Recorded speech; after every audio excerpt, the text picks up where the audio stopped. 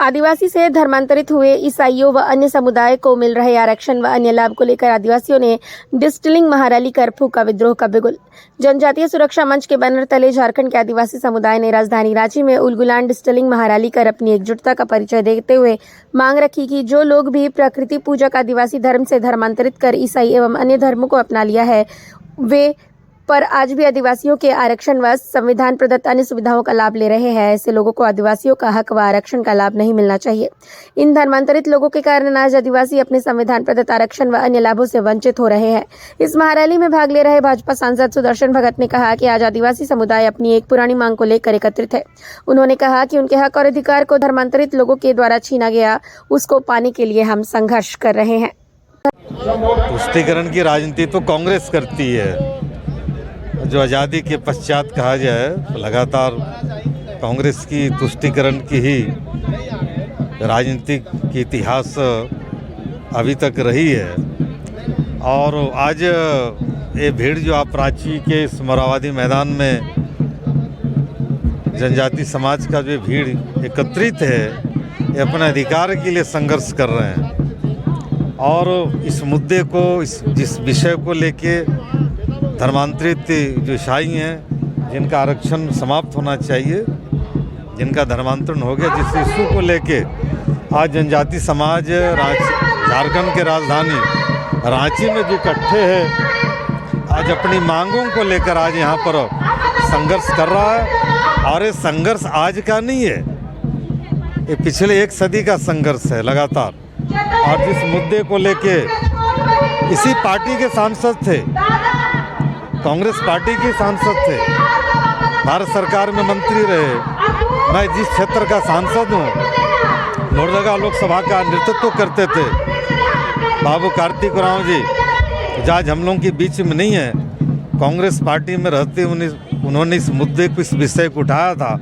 और आज जनजातीय सुरक्षा मंच आज उन्हीं के सपने को साकार करने के लिए आज भीड़ इसका समर्थन, कई लोग विरोध भी कर रहे हैं। जो भी हम इसके समर्थन में आज इस संघर्ष के साथ आज हम खड़े हैं। हम इसका समर्थन करते हैं। मैं कांग्रेस से पूछना चाहता हूँ कि ये स्वर्गीय कार्तिक उरांव भी कांग्रेस के एक वरिष्ठ नेता थे और स्वर्गीय कार्तिक उरांव जी ने आज़ादी के 20 साल बाद यानी 1967 में प्राइवेट मेंबर बिल लाया था। और उस समय जो है वो जॉइंट पार्लियामेंट्री कमेटी बना था। 342 से ज़्यादा सांसद जो है कार्तिक उरांव का यह प्रस्ताव जो है कि देश भर में आदिवासी समाज को संवैधानिक जो अधिकार है उससे ठीक ढंग से दिया नहीं जा रहा है, वंचित रखा जा रहा है, चाहे वो सामाजिक दृष्टि से हो चाहे संवैधानिक दृष्टि से हो। इसलिए 20 वर्ष की काली रात का किताब लिखा है। पार्लियामेंट्री जो प्राइवेट मेंबर बिल लाया था उसमें ज्वाइंट कमेटी में कोई रिपोर्ट लाया है। 342 सांसद साइन किए थे। उस समय जो है लास्ट जो है 1967 में वो जो है दिसंबर के माह में सत्र चल रहा था, उसमें यह पास होने की स्थिति में था। आदिवासियों का अधिकार, आदिवासियों का आस्था विश्वास परंपरा का विषय था। विषय को पहले समझो।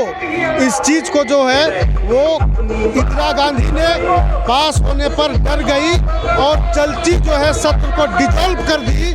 और आदिवासी का जो मूल मांग था कार्तिक उरांव ने लाया था उसको जो है दफन कर दिया। तो आदिवासी को कुचलने का काम किसने किया? और एक तरफ बोलता है तुष्टीकरण कर रहा है। अगर उस समय आदिवासी की मूल अधिकार को वह ठीक ढंग से सुरक्षित रखने के लिए पार्लियामेंट में पास कर देता तो ना समस्या रहता और ना ये विवाद रहता। तो ये कांग्रेस के लोगों ने ही ऐसा किया है, इसलिए वो ये भूल मत जाए कि क्या गलती उन्होंने किया है। इसलिए ये आरोप लगाना उनका जो बेबुनियाद है। मैं आरोप लगा सकता हूँ कि आदिवासी का अधिकार को दफन करने में कांग्रेस की महत्वपूर्ण भूमिका है। आखिर ये लड़ाई है क्या?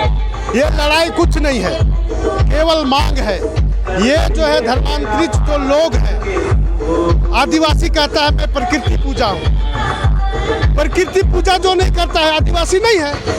तो जो प्रकृति का पूजा नहीं करता है, आदिवासी का संवैधानिक लाभ ले रहा है, वो संविधान में जो इस जनजाति सूची से डिलीट हो जाए, मिट जाए और आदिवासियों का 80% धर्मांतरित लोग जो है संवैधानिक लाभ ले रहा है, जबकि वो 20% है और 80% मूल लोग हैं वो संवैधानिक लाभ केवल 20% ले रहा है।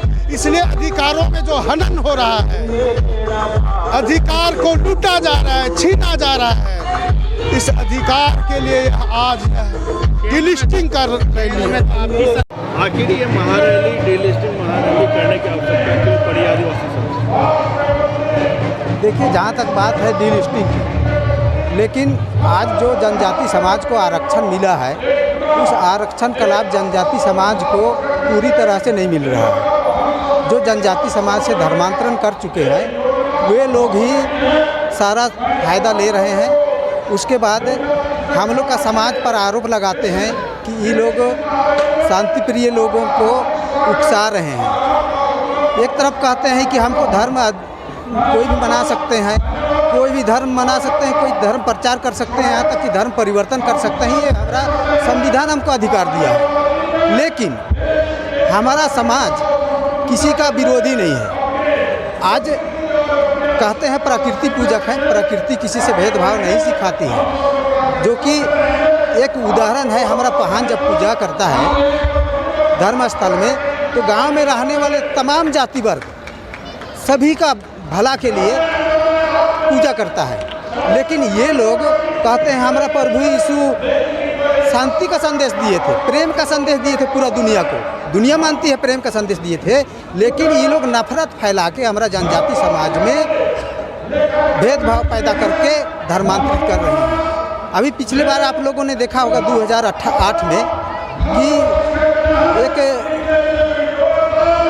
बाइबल, जो नेमा बाइबल, जो आदि उराव में लिखा हुआ था, उस बाइबल में लिखा हुआ है कि जिस देश को तुम अपना बनाना चाहते हो, वहाँ के सभी पूजा स्थलों को ऊंचे पहाड़ पर, छोटी टोंगरी पर या पेड़ के नीचे आराधना करते हैं, तहस नहस कर देना, ये कोई शांति का संदेश है?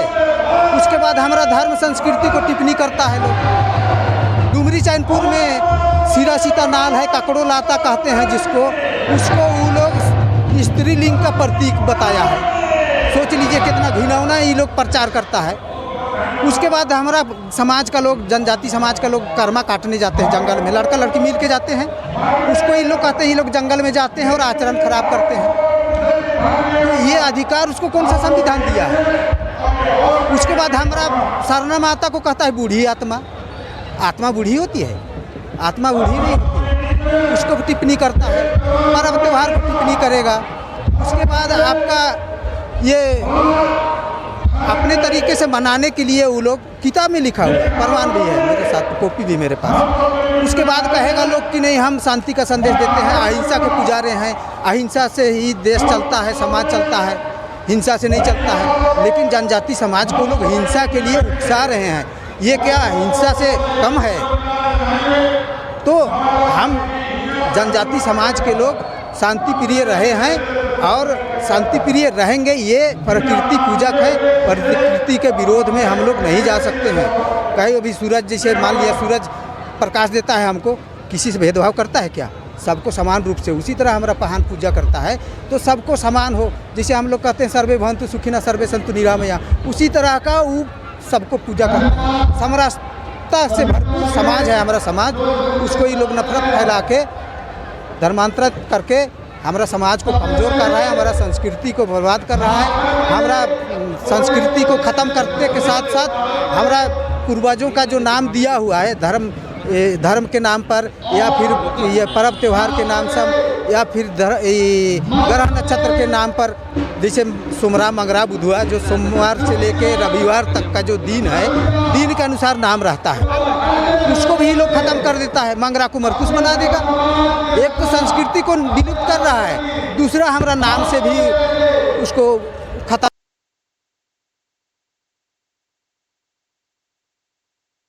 तो हमारा मूल जनजाति समाज से वो लोग धर्मांतरित कर दिए हैं, तो वो धर्मांतरित किए हैं और हमारा जनजाति समाज को जो लाभ मिल रहा है वो लाभ से उनको वंचित किया जाए। जो कि कार्तिक बाबू 1967-68 में उठाए थे सवाल, है कि नहीं, और उन्हीं के कारण उनको अब लोग बोलते थे कि टाइम को एजेंट दे के उसको मार दिया गया। अभी तो कहाँ का सच्चाई, इसको फिर कोई उसका उल्टा पटक भी कुछ नहीं किया लोग। आज तक उसका कैसे मौत हुआ कोई नहीं जानता है, लेकिन वो जो विरोध किए थे इसको वही मान रहा है लोग कि उनको टाइम को एजेंट दे के मारा गया। इसीलिए जनजाति समाज का लोग जल्दी विरोध नहीं करता है। जिस दिन आदि जनजाति समाज का लोग विरोध करना और ज़रूरत पड़ने पर ठोकैया करना नहीं सीखेगा ना, तब तक ये लोग नहीं सुधरेगा। शुरू में हमारा समाज का लोग देखा कि धर्मांतरण थोड़ा कैसे होता है, सब समाता तमाशा देख रहा था। अगर उसी समय विरोध करता ना तो शायद आज तक ये इतना लंबा परिवर्तन नहीं होता। कहीं ना कहीं आदिवासी समाज में कुछ कमियां हैं तो लोग धर्मांतरण की ओर वही कमी है, वो लोग को बरकरार लेता है। जैसे अभी प्रार्थना सभा जो चल रहा है ना बंधन तिग्गा का अगुवाई में, वो वही लोग का प्रायोजित कार्यक्रम है। नहीं तो धर्मगुरु जनजाति समाज में धर्मगुरु नहीं होता है। अगर कोई धर्मगुरु होता है तो महान है, पुजार है, वही लोग हमारा धर्मगुरु है जनजाति समाज का। अलग से कोई धर्मगुरु नहीं होता है। भीखा उरांव, भारतीय जनता पार्टी जनजाति मोर्चा का प्रदेश कार्य समिति सदस्य।